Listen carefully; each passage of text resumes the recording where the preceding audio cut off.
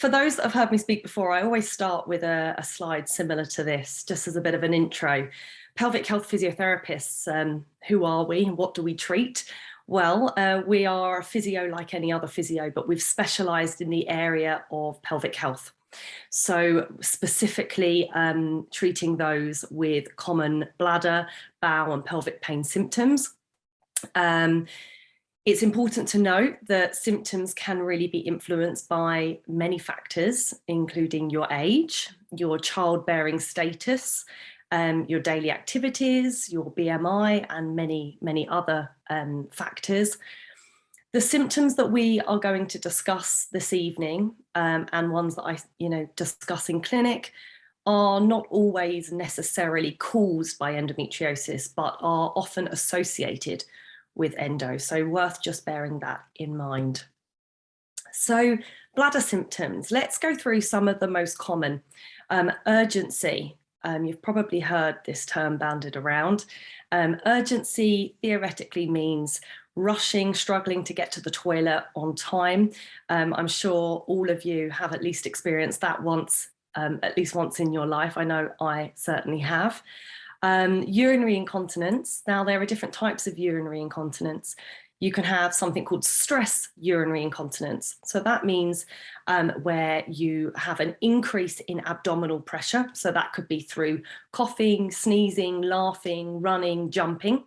And that causes a leak of urine. So the pelvic floor muscles are just unable to sustain that increase in abdominal pressure, and you get a leak. There's also urge urinary incontinence that's associated with urgency, as we've just discussed. So this is struggling to get to the toilet on time and leaking as a result of it. You can have a combination of both as well, called mixed urinary incontinence. So you may hear that too. Not emptying completely. This is a bladder symptom we see quite often.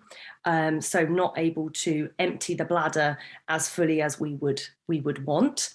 There can be a number of reasons for this. Very commonly, it's where the pelvic floor muscles have tightened up and they have become overactive to the point that when you sit down on the toilet to go for a wee, you can't actually let go. You can't relax those muscles enough for the bladder to fully empty. Also, bladder prolapse, which I mention in a future slide. Prolapse, is a terribly scary sounding word, but actually it just means movement of the bladder down with gravity.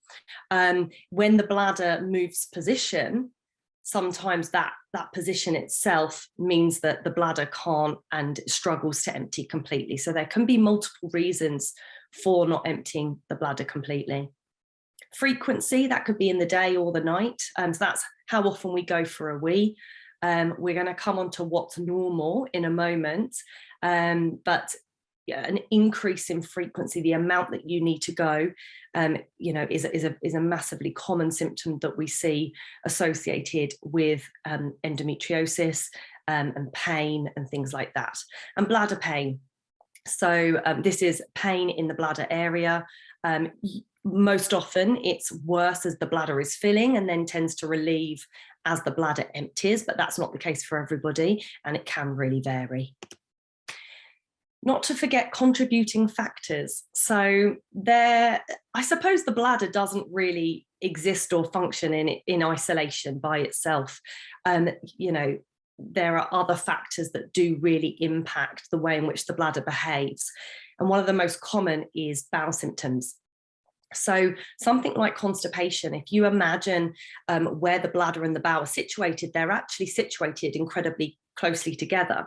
So if one is not functioning as it should be, such as constipation, a build-up of stool in the back passage, not passing frequently enough, the bowel can put pressure onto the bladder, causing bladder symptoms. So that's something we tend to look out for. I would say that a lot of patients that I see actually come in with bladder symptoms, and if you fix a constipation, the bladder kind of resolves itself. So they do interact very closely. From an incontinence perspective, so that's unable to control the stool and leaking from the back passage, There can be a number of reasons why that is happening. It could be that you have very weak pelvic floor muscles, so unable to hold the stool in. It could also be that you have very tight pelvic floor muscles. And when they're very, very tight, it doesn't necessarily mean that they're strong and they are unable, again, to hold in that stool, especially as well if the stool is quite loose. That can be quite difficult to control. If anybody's had diarrhea and loose stool, you know, you sometimes have those mad dashes to the toilet. It can be hard to hold on to. So the pelvic floor movement in that can really affect the bladder as they're so closely associated. Pelvic pain, so pain around the vulval area, sexual pain, more internal pain, abdominal pain, anal pain, all of these pain symptoms, again, can influence bladder symptoms. And we'll talk a little bit more about how pain is linked to bladder symptoms. So what are the common causes of bladder symptoms? So we've just touched on this, but let's go through it in a little bit more detail. So the pelvic floor muscles are like a hammock. They sit underneath your bladder, your bowel, and the vagina and the uterus, and they support everything like a hammock. They're attached at one end to the pubic bone and the other end to the coccyx bone. So that's the lowest point of the spine. And for pelvic floor muscles to be strong, they need to be able to move through a range, so up and down. They need to go into a contracted position, but also a relaxation position. We often find that patients with endometriosis have tight, overactive pelvic floor muscles. Now, lots of people come in and say, I've got really tight pelvic floor muscles, that must mean I'm very strong. And that's not the case, because if a pelvic floor muscle group does not move through range to a contraction and a relaxation, you can't really have proper strength. If your muscles are tight and bunched up in this overactive state, they're not really moving, they're not functioning as they should be, and as a result, they're acting as if they are weak. And the same with a lengthened pelvic floor muscles. So if they are particularly lengthened and sit in that relaxed position all the time, but can't contract when needed to, again, they're not functional. So they are also weak in that regard. So a lot of pelvic health physio looks at getting you optimizing your pelvic floor movement so that they work in the way they were designed to. It's a little bit like a bicep. Every muscle is designed to contract and to release. And so if you think about a bicep, when you lengthen your arm, you're lengthening the muscle. And as you close the arm and bring the arm back towards you, you're contracting the muscle. And really, in order to get strength, you need to have ability and power through that entire range. And the pelvic floor is no different. Bladder prolapse, we mentioned a moment ago in the previous slide. So if you have a bladder prolapse, which means that descent, that movement down in the pelvic region and cavity, that the bladder is positioned in its optimal space. If there is a prolapse and it dips down, it can then lead to not completely emptying because it's not in its optimal position. And also it might not be adequately supported by those pelvic floor muscles too. A change in position of the organs, so very much on the same lines as the prolapse, and adhesions. So if there are adhesions that are built up around the bladder tissue area, this can be a common cause of bladder symptoms. And also post-surgery, scar tissue buildup as well, that you perhaps didn't have before, or in a slightly different angle and different space that it was before. So all of these things can really impact the bladder. Poor bladder habits. So we're going to talk a little bit more about this in detail in the next few slides, but if you're drinking too much or too little, how you're drinking, all of these sorts of, and what you're drinking, I suppose, all of these factors can really feed into how a bladder responds. And, there are patients that come in and see me, and actually just by changing how they're drinking, what they're drinking, and how much they're drinking, we can really modulate and change and modify rather those bladder symptoms that they're experiencing. Stress is another thing. Now, we all have moments of stress in our lives, and I'm sure everybody here has experienced either going in for an interview or going in for an exam, and feeling that anxiety and that stress level, and you end up peeing like 3 times before you even walk into the room. And that's a very common relationship between bladder and stress levels. So if you are somebody that is highly stressed, you've got lots going on in your life, or if you're running from one hospital appointment to another, no wonder why that stress can play a role on the bladder as well. So just being aware of that and how you can modify stress in your life as well. So pelvic floor muscles. Now, what are these muscles? So they are emotional muscles, okay? If you've heard me speak before, you'll know that I always refer to them as emotional muscles because they respond to how we are feeling. And, if we are anxious and we're stressed, they do fire up, they tighten up as a defense mechanism to look after us. So that's why commonly those that are in pain come to us and their pelvic floor muscles are very tight and overactive. And as we've mentioned before, that also leads to weakness, which can impact the way in which the bladder is held and supported, the way in which the muscles don't release when you need to, and i.e. not emptying your bladder completely. Your bladder is basically, it swings. Not like a full swing that you see at the playground, but it is a tiny swing that happens inside the pelvic region. And if you've got tight overactive pelvic floor muscles up underneath it, you're going to find that it can't really swing, and therefore it's not really in its happy place. And that can really impact the signaling of the bladder and how it functions. So a combination of tight and weak muscles, we do find those that are in pain will have that, and therefore links to both bladder and bowel symptoms.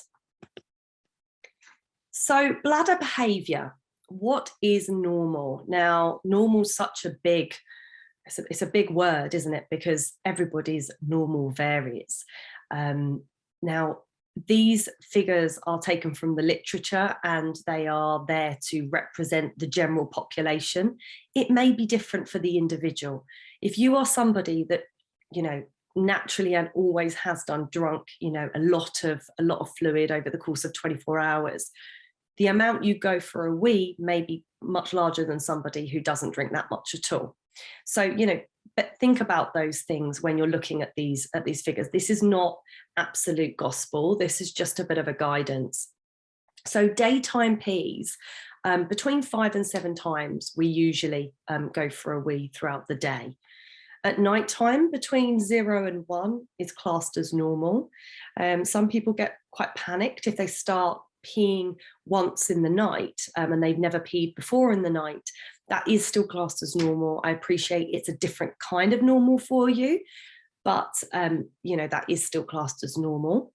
There are things that we can look at to see why that perhaps has happened and what we could do to help, especially if it's affecting sleep and things like that. The average volume of a wee is about 280 mils.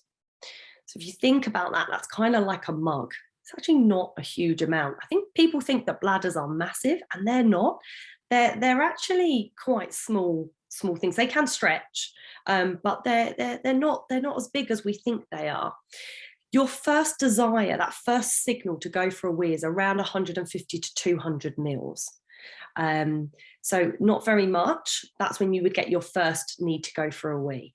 Usually people can defer that and hold on until they get their second urge, where they think, oh, do you know what? I probably need to get kind of near a toilet in the next 10, 15, 20 minutes. Your strong desire to pee is about 450 to 500 mils. Now, just to give you a bit of a comparison there, that's the same as those average small size bottles of water that most people carry around. That is what the bladder can hold. That is a strong urge to wee. That's uncomfortable. That's where you've been on a long car journey and you are desperate for a wee and you're waiting for the service station. That's where that's uncomfortable, the 450, 500 mil.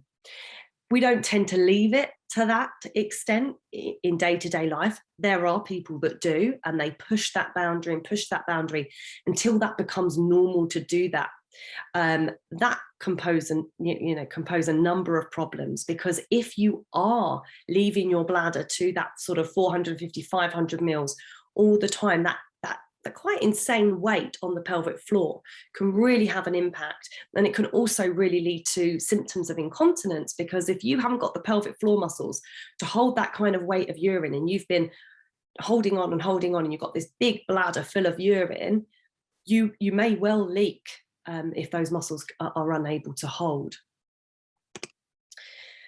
So coming to see a pelvic health physiotherapist, what to really expect from your appointment? I think the biggest part is a lot of questions, a lot of talking and discussion. It's really important for pelvic health physios to understand what you're experiencing, how you're feeling, and what your symptoms are and how they are impacting your life. You know, the amount of people that come and see me and they pretty much present with sometimes similar symptoms, but actually impacts their lives so differently depending on the individual. And that's why it's important that we know a bit about you. We're in a fortunate position within the therapeutic setting to have a bit longer with you than a consultant or a specialist nurse that has to get through their patients quite quickly. We do tend to have a bit more time to have those conversations, which can be very useful. From a physical perspective, most pelvic health physios will do an abdominal examination, especially if you're reporting abdominal pain. Not always will they do this examination, and definitely not at every appointment, but it's something that probably will feature in assessment. A pelvic examination, so looking globally around the pelvis at all the muscles around the glutes, the inner thigh muscles, everything that feeds into that pelvic unit. We would look at, it's incredible how muscles more globally can compensate and respond to pain and different symptoms. And you can develop coping strategies and compensation strategies around the whole pelvis that actually influence symptoms and the way in which your pelvic floor behaves. Vaginal examination, this is something that is a very important part of our assessment process. It gives us some real-time information on what those pelvic floor muscles are doing, what their strength is like, what their endurance is like, and if they can relax, which most people really struggle with, is that relaxation. Everyone comes in, they've got incontinence and they're pumped, ready to strengthen their pelvic floor muscles, but actually they just haven't, they've not learned to release and to let go. And that's something that we can spend a fair bit of time mastering in the first instance. A back passage examination, that can often feature in assessment. We often use it if somebody is reporting bowel symptoms, because again, it gives us some information around that area. Even though the pelvic floor muscles, they do link all the way through from the back passage right through to the vagina and right through to the front of the pubic bone, you can get different types of muscle activation at both the front and the back. So it's important at times to look at both. So, being prepared for that being a potential feature of your assessment, I think is worth knowing. Treatment options that we do offer within pelvic health physiotherapy, lots of education, lots of it. I think that's one of the most crucial aspects of the therapeutic work, is getting you to understand why you're experiencing what you are experiencing and what we can do to help. Pelvic stretches, I know that I've spoken about these in previous webinars. And there are lots of resources online for those pelvic stretches. General pelvic stretches can open up the fascia and the connective tissue around the pelvis region and into the pelvic floor. So they're really good ones to be doing. Pelvic floor strengthening exercises versus relaxation exercises. So the reason why both are in here is we hear a lot spoken about pelvic floor strengthening exercises, but actually not very much spoken about the relaxation, the let go. I personally think the relaxation and the let go is more important than the strengthening in the very first instance, because there's no point strengthening something if it's right up here and it's bunched up and it's very overactive. We need it to fully release before we can start to create that movement. So usually relaxation comes first, and then we build up to a strengthening type program, if you require it, that is. Mindfulness and breathing. So there's lots out there on mindfulness, and very easy to access. Those that find it the hardest to do are probably those that need it the most. And I count myself in that group. Mindfulness is quite tricky to get into. I definitely think for the first maybe 4 weeks, I will admit, I fell asleep in every mindfulness session that I did. And it was only after sort of that 4-week mark that I kind of got the gist of what it was about, and started to feel the benefits of it. So if you've tried mindfulness and it didn't wash with you, keep at it. I would try again, try someone different, try a different app, but stick with it. It can be incredibly useful. The breathing, abdominal breathing, belly breathing, however you want to think of it. Again, I've gone over this in previous seminars, but it's something that we can just recap now. Placing your hand on your chest and hand on your lower abdominal area, so underneath that belly button. Taking a breath in and out. Just be really aware of where the movement is. And again, and out. So there'll be some of you in the audience today where you felt the movement was really coming from your chest. You would be among the majority of the nation that breathe from this chest area. You know, especially being based in busy cities like London, we are running on adrenaline and, busy lifestyles, and everything comes from here. We often don't stop to do the abdominal breathing, which is more diaphragmatic breathing that you get in things like yoga. This is really important because especially if you're in pain with conditions such as endometriosis, we tend to become very rigid in the abdominal area and we don't move. And as a result, we forget about diaphragmatic breathing and the effect of it, and we breathe everything from up here. So it can be quite a coordination exercise to get the breath in for your lower tummy to swell up like a balloon and fill with air, and then on the exhale for it to settle back down. Lots of people breathe the other way, and some of you may feel that this is quite a hard one to master, but it's definitely worth the practice, and you can practice it at home or wherever you are.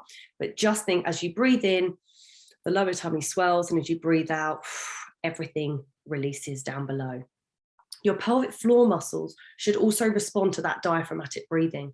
So as you take that breath in and the diaphragm goes down because it creates space in the ribs, your pelvic floor muscles should also go down. So as you take the breath in, your pelvic floor muscles should relax. Now, again, that's a coordination thing, but lots of people who come to see me find that very useful, especially for things like examinations, medical examinations, or even sexual intercourse. By working on their breathing and getting that pelvic floor to release, they can find things are slightly more comfortable. So have a think. Fluid and diet advice, we do a lot of work around that, especially around fluid habits, how we drink, what we drink, when we drink it. And that leads me nicely into bladder retraining. So we're going to look now at a couple of excerpts from bladder diaries that patients have brought into me, and things that we have drawn conclusions about based on that. Once we look at, we give bladder diaries to majority of patients to complete with bladder problems. It gives us a snapshot, an insight into the behavior of your bladder. It's one thing saying, oh, Hannah, I pee this many times and I always rush, or I leak on these occasions. But to actually see it in real time written down is very useful for me, but it's also very useful for you to see, actually, what am I doing? And sometimes we don't know until it's written down and it's in black and white on the paper in front of you. So bladder retraining is very much based on what we find in a bladder diary, and then we can work on the habits that we create to try to modify symptoms. So let's have a look at this first one. This is a condensed diary, okay? This is really, this is very much, not the full thing. When we do a bladder diary, it starts sort of one, let's say at 5 a.m. And it works all the way through till midnight and the early hours of the morning, and then back again to 5 a.m. So every hour is accounted for in a bladder diary. That doesn't mean you have to account for every hour, because you're going to be asleep some of that time. But every hour is listed. So every line is 1 hour. So you're capturing what happens hourly. Now, I've condensed this for you, so it's not hour by hour.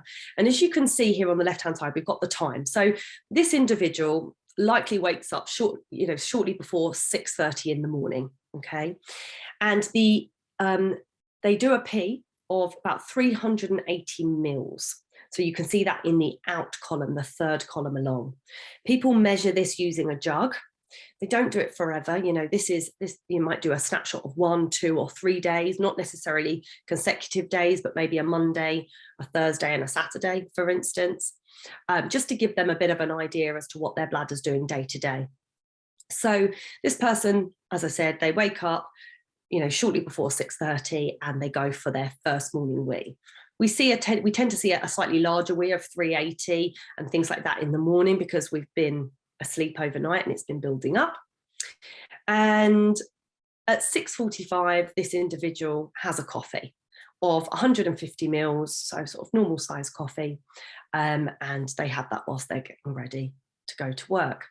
About 7:45, they make themselves a smoothie and start drinking that, and they leave the house and go off to work. By the time they get into work at 8:30, they go for another wee. Okay, so as they get through the door at 8:30, it's a fairly decent size wee at 320. As you can see in the leak column on the far right-hand side, there's a small leak when rushing to the loo, right? So when I'm looking at this as a pelvic health physio, I'm thinking, right, what are the types of drinks that this individual is having? Okay, they've had a coffee. We know that in some people, not everybody, but in some people, they will have a poor tolerance to caffeine. Caffeine can irritate the bladder, just as fizzy drinks can irritate the bladder, or certain foods can irritate the bladder. It will depend on the individual. I am not in the practice of scrapping caffeine for everybody just because there is no need for it. Some people just are not affected by it. And we know that caffeine often fuels the majority of our life. Well, it does for me. So for this individual, I wouldn't be jumping at that in the first instance, but it's something, again, to be aware of. I may say to that individual, if you're up for it, we could trial without caffeine for 2 weeks. If it makes a good difference, then we know caffeine's playing a role. And if it doesn't, then the likelihood is it's not really playing a role at all, and we leave it in. So the first urge to go, that you kind of get to go for a wee, is about 150 to 200 mils that we touched on in the previous slide. So they probably got that maybe on their way into work. By the time they got into work and they've actually gone for a wee, 320 mils. Okay. They had that leak when they were rushing to the toilet. Was that because they were rushing, so there was urgency associated? Is that because of the coffee? We don't know. Is it just purely because they got to work and they were near the toilet? That's something we call sensory urgency, where they are near a toilet and their brain associates toilet with going for a wee, and that creates a sensory urgency. That can happen as well. So then by about 9 o'clock, they've settled in for the day, they're working, they've had 100 mils of water, they've had some green tea. Green tea does also have caffeine in, just thought I'd point that out. 10, 40, 150 mils of water. They've really settled into their drinking habits for the day. And 300 mils of lemonade at 11:30. So what we can see here is between about 9 o'clock and up to about 1 o'clock, this person has taken in those sort of 4 hours, they've taken in 750 mils of fluid.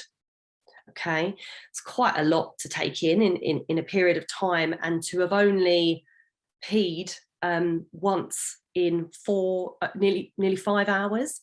So that 400 mils that we see there, that's, just under 5 hours since the last pee. We would usually be advising individuals to be peeing every sort of 3 to 4 hours. That's kind of normal. If you're leaving it 4 or 5 hours, that might just be a bit too long, and could lead to having, quite large volumes in the bladder. It could also lead to leaks that we see here. When they're going on their way to the bathroom, they actually had a cough and they had a medium-sized leak. And that might just be because their bladder was heavy and they didn't have the pelvic floor strength to hold on to it. This patient, for me, the biggest thing jumping out is that they're drinking in clusters. You know, they're not spreading out their fluids throughout the course of the day. So between 9 and 11:30, they've had quite a lot of fluid, and they're sort of clustering in that one space of time. Okay, let's have a look now at another diary, just to give you a bit of a view here. There we are. Okay, so this one's slightly different. This individual, they wake up, they go for their morning wee, 300 mils. Shortly after waking up, they have a cup of tea, and they have that whilst they're getting ready. 8 o'clock, they're kind of about to gearing themselves up to leave the house at 8:15. They have 3 wees in the course of 8 to 8:15. Now, 8 to 8:15, obviously only 15 minutes, they're having 3 wees. As you can see, the first one was 100 mils, so a little bit lower than average, but these 30 mil, 20 mils, did that individual really need to go to the toilet? Probably not. Were they just in case wees? Maybe. Is that something we could change within pelvic health physio? Could we talk about how we might not have to do so many of those P's, but maybe wait just before leaving to go to work instead of trying to do lots of little wees? It gets the bladder into bad habits. Some individuals struggle with pain, so that could lead to why they're doing multiple P's, and that's something we can also address. We can see from this, already looking at this person is not steadily drinking. Over the course of that entire morning, they've had 650 mils total of fluid. So it's quite a low intake. It makes me wonder whether perhaps they're a bit dehydrated. We know that dehydrated, concentrated urine can really drive bladder symptoms such as frequency and urgency. So I really want this to be an opportunity for you all to analyse your own. Pull up a piece of paper, write the times down on the left-hand side, get yourself a measuring jug, and see what goes in and what goes out, and try to have a look to see if you can notice any patterns. Is it after a particular type of drink that you're having your particular symptoms? Are you noticing you're doing lots of small little wees, and why is that? Obviously, every individual is going to be incredibly different, and that's why pelvic health physio is here, so that we can help guide you. You're going to be able to look for the key things, but you may need a physiotherapist to look at the more subtle aspects of a bladder diary, but always worth having one. And when you go to an appointment, being armed with that information so that we can see and we can help you with that. So, as I said, try and complete one for yourself. Bladder retraining really varies, and that's why I can't go into specifics about how to help you as an individual without seeing your bladder diary, because you could be peeing too often, you could be holding on for too long, you could be not emptying completely, not drinking enough, drinking too much, or drinking in these clusters. Have a look and see what you can pick out for yourself. You'll be surprised how much it will reveal. As I said before, your physio will tailor a retraining program specific to you, and based on that we can work on techniques to help you manage your symptoms. The techniques will vary depending on your specific problems. So that brings me to the end of my discussion today on my chat. So I think there's a couple of hands that have been going up, which is always exciting. And I know that also there's potentially some questions as well. So I'll hand over to Emma at this point, I think. Hello. Thank you, Hannah, for such a great talk. Can you hear me okay? Yeah. Oh, fantastic. So I'll get started on the questions. Thank you for sending them in advance, everyone. So question number 1, is an internal burning session similar to a UTI a common symptom of endometriosis on bladder and urethra, even following excision surgery? And that's a 2-part question, so I could do the second part as well, or if you want to I'll do the first bit. I'll go with that to start with. So in short, It can be. When we think about excision surgery, we think about where we have excised the endometriosis from. If we've taken it from the tissue surrounding the bladder or the urethra, it wouldn't surprise me that that would then affect the feeling and the sensation of that particular organ and those tissues. So getting a burning sensation similar to what you get when you have a UTI, it wouldn't necessarily come as a surprise, especially if you've had your endometriosis excised quite close to those particular tissues. They can be irritated, they can be sore, and they can just become quite hypersensitive. In addition to that, during most procedures and surgeries, you will have a catheter inserted. So we know that sometimes the catheter can impact the tissues along that urethra when it's being inserted and removed. So again, this could lead to that sort of burning sensation that you're experiencing. Thank you. And the second part of the question is, could this be confused with interstitial cystitis, and what can be tried to ease the pain? Yeah, so I think, yes, on face value and in isolation, a burning sensation absolutely could be confused with IC. It could be confused rather with a UTI. It can be confused with many things. Symptoms in isolation can be confused with multiple pathologies, and that's why it's really important that we look at the whole person and we look at the collection of symptoms to build a picture and not just one individual symptom. It's important for us to optimize the movement and the functioning of the pelvic floor so that we know that that's not impacting what you are experiencing. But yes, it is possible that it could be confused, and that's why it's important for us to look at the whole picture. Thank you, Hannah. So question number 2, are there any particular physiotherapy exercises that are particularly good for an individual with a suprapubic catheter who gets a lot of bladder spasms? Yeah. Bladder spasms are pretty awful. I would say best thing to do is to reach out to your doctor, consultant, GP regarding medications for bladder spasms and calming the bladder down, if that is something that you're experiencing. We do also know that TENS machine applied to the lower back can have an impact on overactive bladder type symptoms, which could include bladder spasms. So there's no harm in trying a TENS machine on the lower back and just see whether that can reduce the spasms when you do have them. But otherwise, reach out to your medical professional, your consultant, doctor, regarding medications for bladder spasms.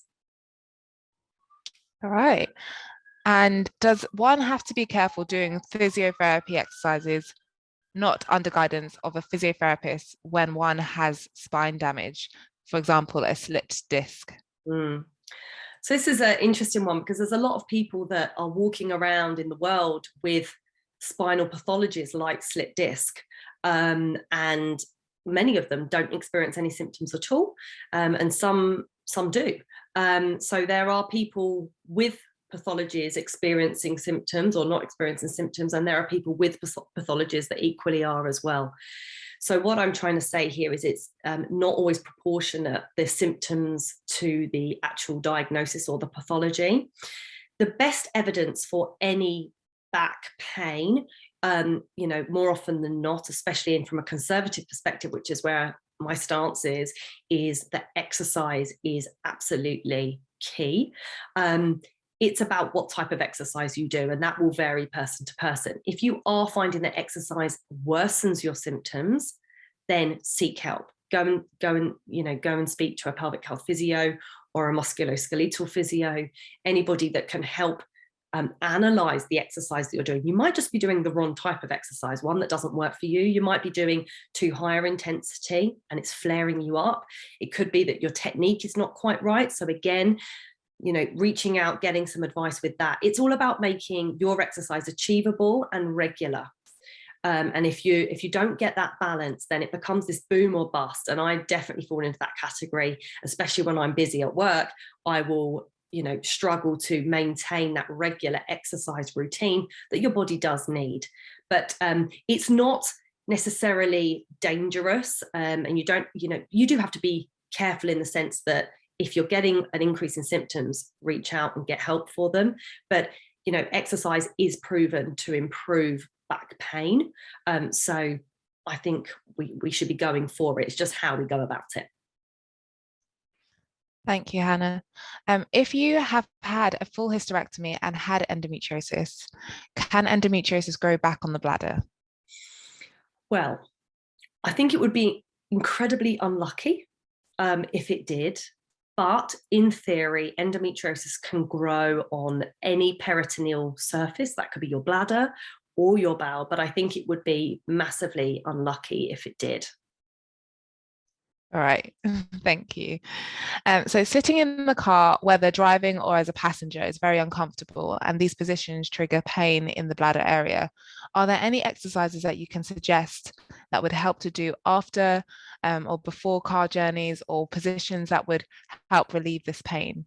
Sure. This is a real functional one, isn't it? Firstly, I would say, where's your seatbelt? Because we know that seatbelts kind of cross over that lower abdominal area. Having that too tight can be a bit problematic. Sometimes putting a small light cushion between yourself and the seatbelt can be useful as just a bit of padding. Think about your trousers. I know, whenever I sit down, my trousers always feel a lot tighter. It might be a case of undoing that area so it's just not having that extra pressure, especially if you're in a car for prolonged periods of time. Using a pillow for positioning, so whether that's on your lower back or actually under your bottom slightly, just to position your pelvis in a slightly different position could make all the difference. Pelvic tilting, so imagine your pelvis is like a bucket of water and you tip forwards as if the water's falling out the front of the pelvis and tip back. So just rolling the pelvis forwards and backwards, really nice mobility exercise that you can do in a seated position regularly throughout your car journey that may just release things.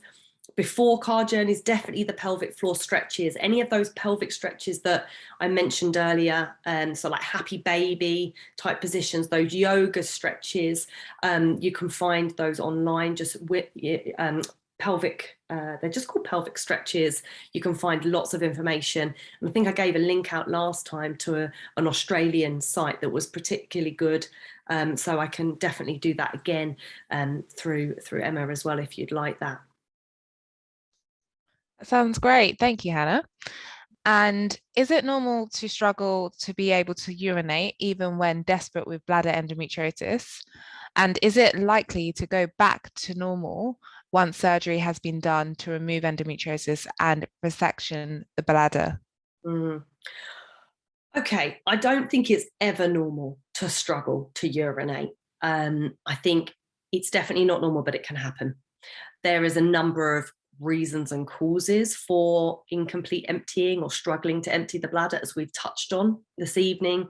Pelvic floor is a common cause, not the only cause, but a common one.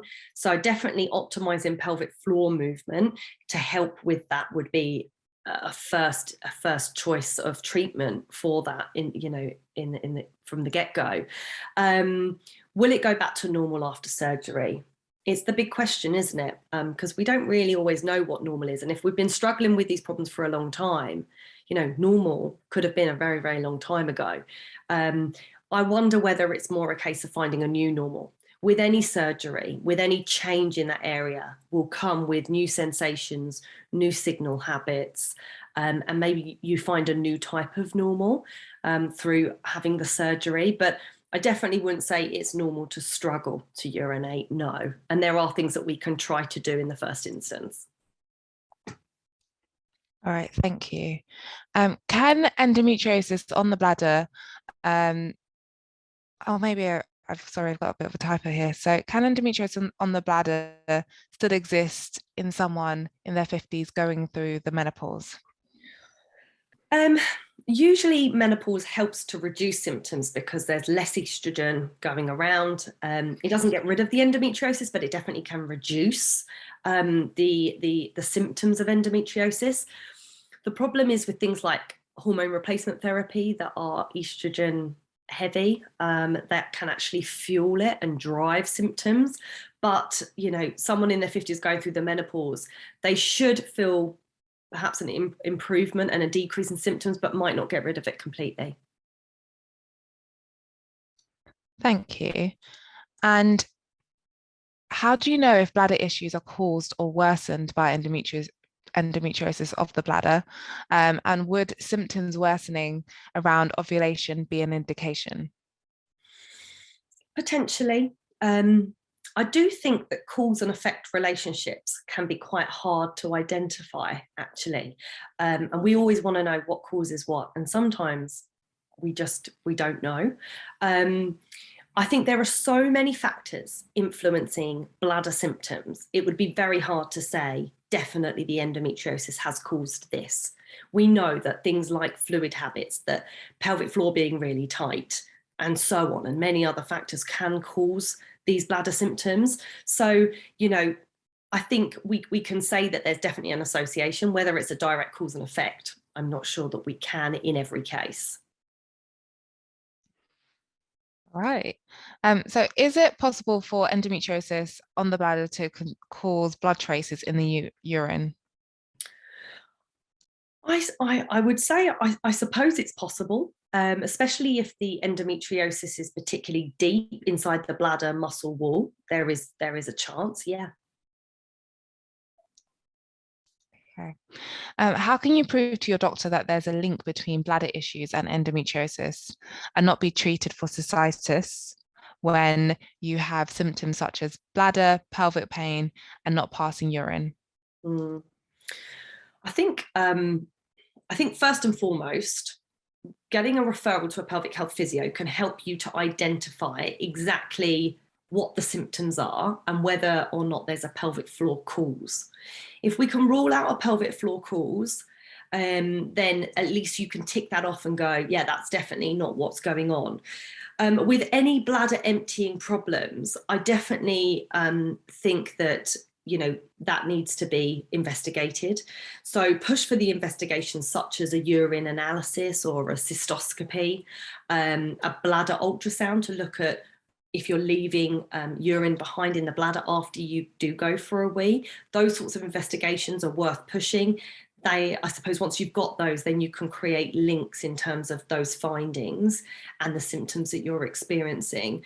But we know that, you know, all these symptoms can have, you know, multiple factors affecting them. So I think push for the investigations and rule out pelvic floor as a you know, a driving factor in your symptoms. Thank you. And if you do pelvic floor strengthening exercises, and even after extremely gentle exercise, they cause bleeding or inflammation, regardless of menstrual cycle position, what do you advise? I mean, I think any vaginal bleeding, whether it's a start of vaginal bleeding or a worsening of vaginal bleeding, needs to be addressed by your doctor. You know, exercise, general exercise, pelvic floor exercise, that shouldn't it be increasing bleeding. There is a potential risk that the technique of what you're doing is affecting it and, you know, making the area bleed, and in which case, you know, a pelvic floor review to look at that technique would be important. But in the first instance, that needs to be raised with the doctor, I think. Okay. And is it common to get repeat thrush or UTIs with bladder endometriosis? So I suppose it can be. Estrogen, like the level of estrogen, can be associated with things like thrush. If you think about medications that you might be on or that you've had, you know, you might have had antibiotics, for instance, that can really impact the environment of the vagina and the flora of the vagina that could lead to recurrent thrush.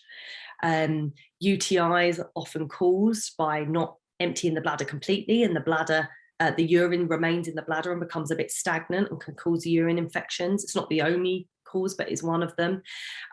Key things here, I think, is get down to your GP and get a vaginal swab, and really have that thrush tested. Is it actually thrush or is it something else? Urine analysis, again, for any urine type symptoms, it's important to know, is there an infection brewing here? And that then helps to direct what medications you might need to help. There's no point being prescribed an antibiotic that you're potentially resistant to. So by having those in the vaginal swabs and the urine analysis, they should be able to tell which type of antibiotic or what type of medicine is going to be the best one for you. Okay. And is surgery the only way to stop incontinence when it's due to endometriosis? No. In short, no. I think probably this presentation has definitely allured to the fact that there's a lot of work we can do from a conservative perspective, and I think everybody should try conservative before looking at the surgery. I think there's a real role for conservative, and we have really good results. So yeah, no is the short answer to that one. Okay. Is there anything that can be done from a physiotherapy point of view to improve pain at the end of urinating when on period? So I think, definitely if you've got sort of abdominal adhesions and restrictions through the kind of connective tissue or fascia and the muscle around the abdominal area, abdominal massage can be quite useful. Learning how to release and let go of the pelvic floor, I think would have a huge impact in that kind of symptom. As we discussed before, physiotherapy very much looks at all of the fluid habits as well as the pelvic floor function, and I think all of those play a role in improving pain. Thank you. And if someone has constant pressure in the bladder area, and especially when having sex, is that an indication that they may have bladder endometriosis? Not necessarily. There's a lot of patients that come to see me who don't have endometriosis that have very similar symptoms. And it can often be if your pelvic floor muscles are pushing up and putting pressure on the bladder. And then on top of that, during sex, there's an increase in pressure. Sometimes just altering position of the pelvic floor can make the world of difference. So not necessarily. Right. And if you find exercise creates more of a flare-up, is it better to rest or to move? How much exercise is too much? It's a great question, and it's one that we can never answer really succinctly. Key thing, find a balance. If what you are doing is causing a flare-up so that you're in pain and that you can't then exercise for 3 or 4 days following it, you did too much.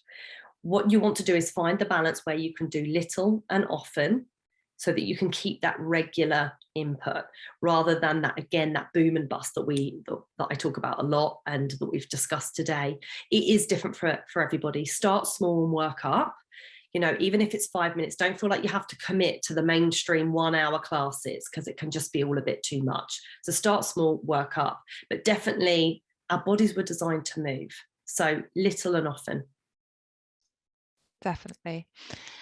So is incontinence only happening just before periods caused by endometriosis? Not necessarily. I think if you've got high pain, that's going to drive pelvic floor function to be different, and that can change your symptoms. So I wouldn't say that incontinence is just caused by the endometriosis in those situations. I think pain has a big role in it.